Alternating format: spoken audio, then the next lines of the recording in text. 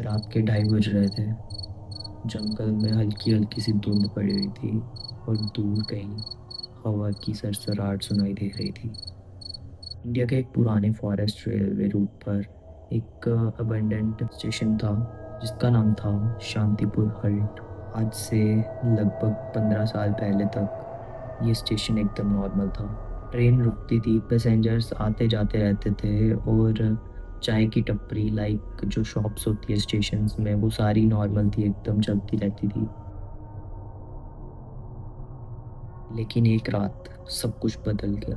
एक train accident हुआ था, बहुत बड़ा एक्सीडेंट। रात के 3 बजे और उसके बाद ये स्टेशन परमानेंटली बंद हो गया। और जब रिकॉर्ड निकल के आए थे एक्सीडेंट के बाद तो उस पे लिखा था टेक्निकल फेलियर और ये लिख के ये केस क्लोज हो गया और स्टेशन बंद। ट्रैक अनयूज्ड और लोगों ने वहाँ जाना बंद कर दिया। लेकिन जंगल के आसपास रहने वाले लोग आज भी ये बात कहते हैं कि हर रात ठीक 3 बजे वहाँ से एक ट्रेन निकलती है। ना कोई इंजन दिखता है और ना ही कोई सिग्नल की लाइट्स, फिर भी ट्रेन की आवाज़ सुनाई देती है, ट्रैक्स हिलते हैं, प्लेटफॉर्म पे हवा तेज़ चलती है और फिर सब शांत हो जाता है जैसे कुछ हुआ ही नहीं।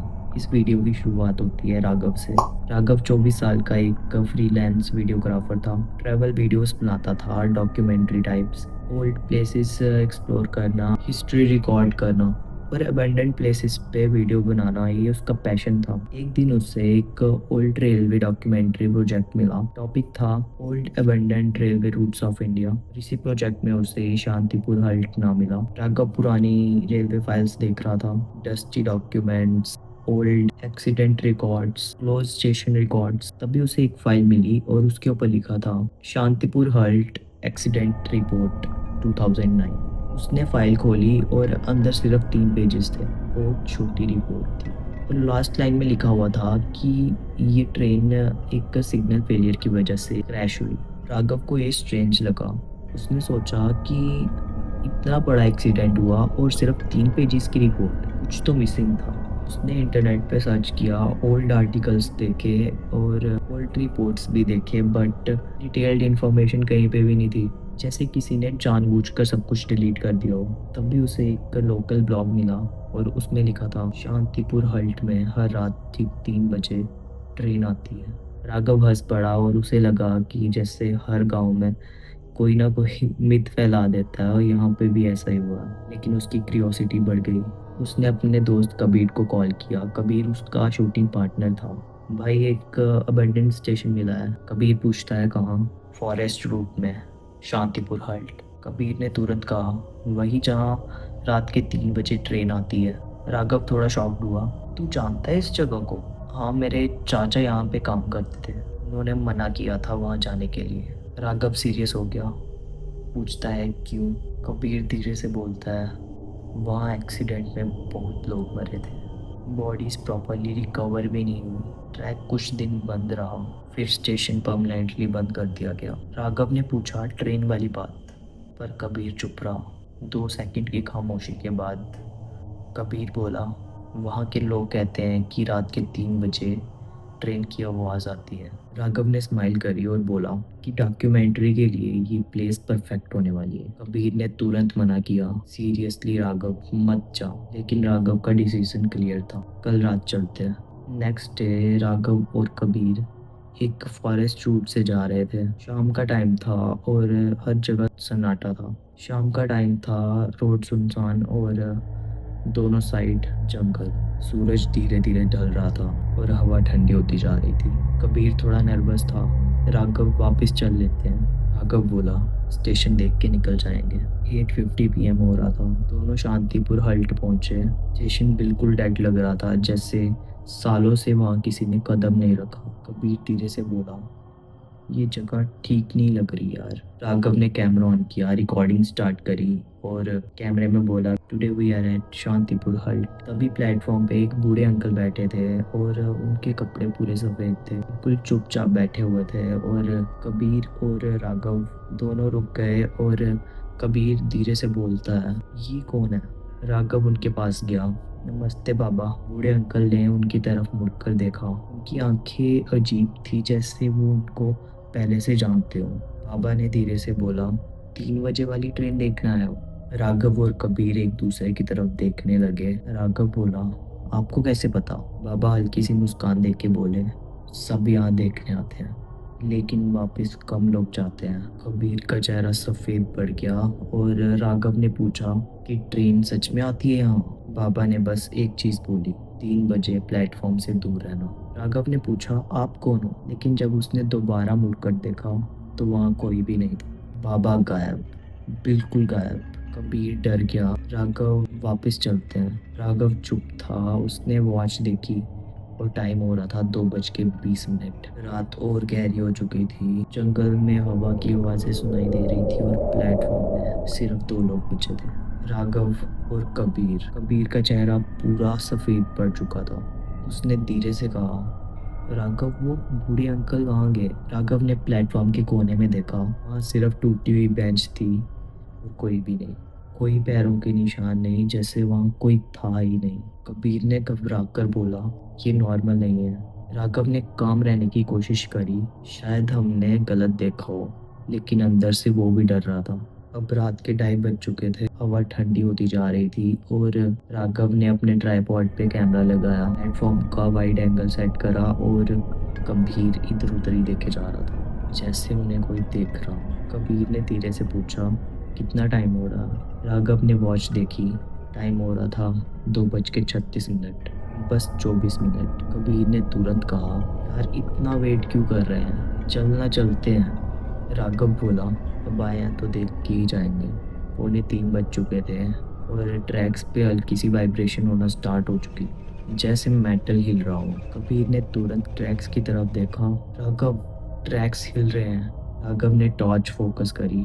ट्रैक्स हल्के हल्के हिल रहे थे, जैसे कोई हैवी चीज दूर से आ रही हो, लेकिन जंगल बिल्कुल साइलेंट था। No light, no signal, no engine sound. 2:50 हो चुके थे। प्लेटफॉर्म की हवा ठंडी हो चुकी थी और राघव की सांसें तेज। कबीर ने जैकेट टाइट कर ली। ये टेम्परेचर इतना ज़्यादा ठंडा क्यों हो रहा है? राघव ने कुछ नहीं बोला, उसका फोकस सिर्फ ट्रैक्स पे था। तभी स्टेशन में लगे ब्रोकन स्पीकर से आवाज़ आई। दोनों शॉक में ऊपर देखे। इतने सालों से स्पीकर बंद थे, फिर भी आवाज़ आई, train number 407 arriving at platform. Kabir का दिल जोर से धड़कने लगा। ये कैसे पॉसिबल है? राघव ने कैमरा स्पीकर की तरफ घुमाया। अनाउंसमेंट फिर से आई, प्लेटफॉर्म से दूर रहे।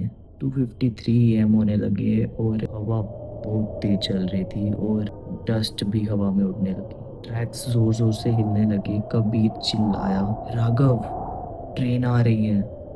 राघव ने जंगल की तरफ देखा और दूर अंधेरे में कुछ मूव हो रहा था, जैसे कोई शैडो, जैसे एक इंजन बिना लाइट के।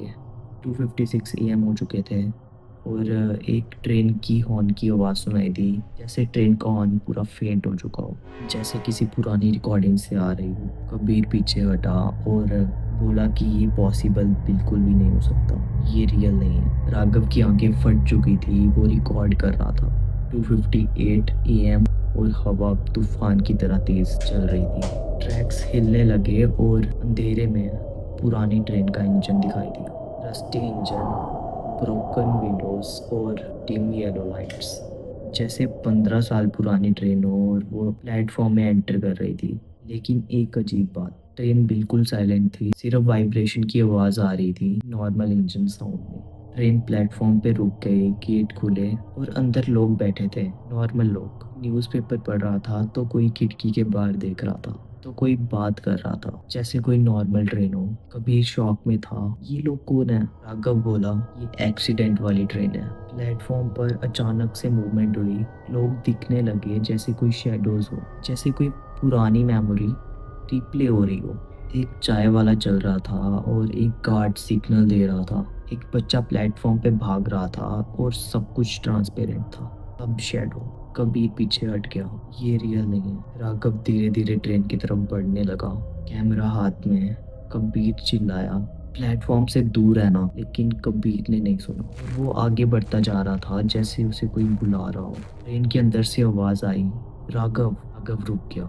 उसने ट्रेन के अंदर देखा एक आदमी खिड़की के पास बैठा हुआ था और उसे देख रहा था। कबीर ने भी देखा और वो शॉक हो गया। राघव, वो राघव धीरे से बोला, ये मेरे पापा के जैसे लग रहे हैं। ट्रेन के अंदर बैठा आदमी हाथ हिला रहा था जैसे वो राघव को बुला रहा हो। कबीर चिल्लाया, राघव मत जा। लेकिन राघव नहीं सुन रहा था, जैसे वो कंट्रोल में ही नहीं था, जैसे ट्रेन उसको खींच रही हो। और तभी प्लेटफॉर्म पर वही बूढ़े आदमी फिर से दिखाई दिए, जोर से चिल्लाए, 3 बजे के बाद ट्रेन में मत चढ़ना। कबीर तुरंत राघव की तरफ भागा। राघव रुक जा। लेकिन राघव जैसे हिप्नोटाइज हो चुका था। उसकी आंखें सिर्फ उस बूढ़े आदमी की तरफ देखे जा रही थी जो ट्रेन के अंदर खिड़की के पास बैठे थे। ट्रेन के अंदर बैठा आदमी हाथ हिला रहा था जैसे वो कह रहा हो, इधर आओ। राघव धीरे धीरे प्लेटफॉर्म की येलो लाइट क्रॉस कर गया। कबीर ने उसका हाथ पकड़ा। तू पागल हो गया है क्या? राघव ने धीरे से कहा। वो मेरे पापा हैं। कबीर शॉक में उसकी तरफ देखता रह गया। बूढ़ा आदमी धीरे धीरे उनके पास आया। उसने राघव से पूछा, तुम्हारा नाम क्या है बेटा? राघव ने कहा, राघव। बूढ़े आदमी के हाथ काम गए। हमारे पापा का नाम सुरेश है। राघव शॉक में जम गया। हाँ। बूढ़ा आदमी धीरे से बेंच पर बैठ गया। मैं इस स्टेशन का पुराना गार्ड हूँ और जो 15 साल पहले एक्सीडेंट हुआ था उस दिन तुम्हारे पापा भी इसी ट्रेन में थे। वीर और राघव चुप हो गए और वो बूढ़ा आदमी बोलता रहा। ट्रेन रात के 3 बजे जंगल के ब्रिज पर डीरेल हो गई थी और 100 से ज़्यादा लोग उस एक्सीडेंट में मर गए थे। मैं ड्यूटी पर था, सिग्नल रेड करना था पर सिस्टम फेल हो गया। की आवाज़ टूट गई। मैं किसी को बचा नहीं पाया। राघव धीरे से बोला। फिर ये ट्रेन? बूढ़े आदमी ने जंगल की तरफ देखा और बोला, हर साल एक्सीडेंट वाले दिन ये ट्रेन वापस आती है अपने पैसेंजर्स को लेने। कबीर घबरा गया और बोला, मतलब? और बूढ़े आदमी बोले, जो लोग उस रात मरे थे उनकी रूह इस ट्रेन में बैठी रहती है। वो अपने अपने लोगों को बुलाती है। जो चढ़ गया वो कभी नहीं उतरता। ट्रेन के अंदर से फिर से आवाज़ आई। राघव। इस बार आवाज़ पूरी क्लियर थी, उसके पापा जैसे। राघव की आंखों से आंसू आ गए। पापा। वीर ने जोर से उसका हाथ पकड़ा। कंट्रोल कर अपने आप को। ट्रेन का गेट धीरे धीरे खुला। अंदर बैठे पैसेंजर्स राघव को एक साथ देखने लगे। सबके चेहरे सफ़ेद थे, सबकी आंखें खाली थी। राघव के पापा खड़े हो गए और हाथ बढ़ाया। बेटा घर चलो। राघव का दिल टूट गया और उसने एक कदम ट्रेन की तरफ बढ़ाया। पर उसी वक्त कबीर चिल्लाया, ये तेरे पापा नहीं है।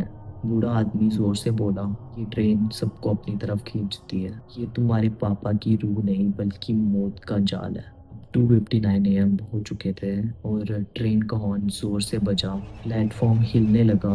जंगल की हवा तूफान बन गई। पैसेंजर्स एक साथ खड़े हो गए और बोलने लगे, राघव आओ। राघव का दिमाग हिल गया। उसने कान बंद कर लिया। कबीर उसे पीछे खींचने लगा और बोला, वापिस चल, यहाँ से भाग। अब 3 बज चुके थे। क्लॉक ने 3 बजने की आवाज़ करी और अचानक ट्रेन के अंदर के सब लोग खड़े हो गए और प्लेटफॉर्म की तरफ चलने लगे। बूढ़ा आदमी दूर से चिल्लाया, अब ये ट्रेन पैसेंजर्स को लेने लगेगी। कबीर ने राघव का हाथ पकड़ा। दोनों जंगल की तरफ भागने लगे। पीछे से ट्रेन की आवाज़ आ रही थी, जैसे वो ट्रेन उनके पीछे आ रही हो। विस्परिंग, हॉर्न, मेटल की साउंड सब एक साथ आने लगी। 5 मिनट बाद सब चुप हो गया। राघव और कबीर एक जगह पे रुक गए। पीछे देखा, प्लेटफॉर्म गायब था, बूढ़े आदमी गायब थे, पैसेंजर्स गायब थे, ट्रेन भी गायब थी। सुबह होने लगी और फॉरेस्ट में लाइट आ गई। उन्हें एक फॉरेस्ट गार्ड मिला और उसने पूछा कि तुम लोग यहाँ पे फॉरेस्ट में क्या कर रहे थे?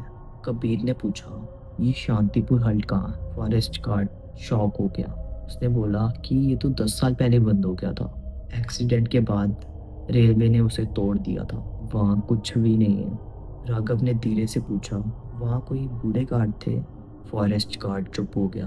उसने बोला कि एक्सीडेंट वाली रात वो भी मर गया था। राघव और कबीर एक दूसरे को देख रहे थे और उनके हाथ कांप रहे थे। राघव ने अपना कैमरा ऑन करा, फोटेज चेक की और उसमें ट्रेन दिख रही थी, पैसेंजर्स दिख रहे थे, बूढ़ा गार्ड दिख रहा था, सब रिकॉर्ड हुआ था। लेकिन लास्ट फ्रेम में एक चीज़ और थी। ट्रेन के गेट पर खड़े आदमी, राघव के पापा, कैमरा की तरफ देख के मुस्कुरा रहे थे, हंस रहे थे और लिप से कह रहे थे, मैं फिर आऊँगा। रिकॉर्डिंग में स्क्रीन ब्लैक हो जाती है और उसमें लिखा होता है हर साल इसी दिन रात के 3 बजे ये ट्रेन आती है और अपने पैसेंजर्स को ले जाती है। पर अगला पैसेंजर कौन होगा ये कोई नहीं जानता। Welcome to Ishan after hours. मेरा नाम है ईशान। अगर आप मेरे को अपनी स्टोरी शेयर करना चाहते हैं then you can DM me on Insta. Until next time, bye bye, piece.